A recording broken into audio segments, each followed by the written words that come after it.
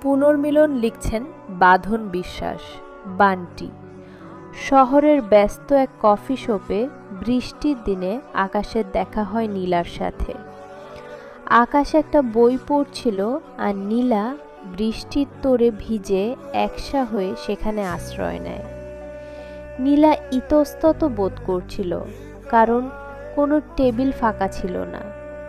আকাশ যেচে তাকে নিজের টেবিলে বসার আমন্ত্রণ জানায়। শুরু হয় সাধারণ কিছু কথা, বৃষ্টি, কফি আর প্রিয় লেখক নিয়ে। দুজনের পছন্দ মিলে যায় একদম হুবহু। বিদায় নেওয়ার সময় তারা একে অপরের ফোন নম্বর বিনিময় করে। পরের কয়েক মাস ছিল স্বপ্নীল।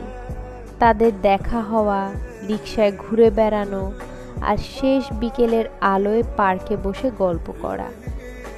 আকাশ ছিল একটু লাজুক আর নীলা ছিল সেই যে আকাশকে হাসাত। আকাশ একদিন সাহস করে নীলাকে একটি চিরকুট দেয়, যাতে লেখা ছিল, আমার পৃথিবীটা তোমার হাসিতে বন্দী হয়ে গেছে। নীলা কোনো কথা না বলে আকাশের হাতটা শক্ত করে ধরে।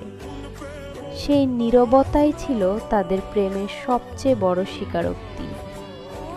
হঠাৎ এক ঝড়ো হাওয়ায় তাদের সম্পর্ক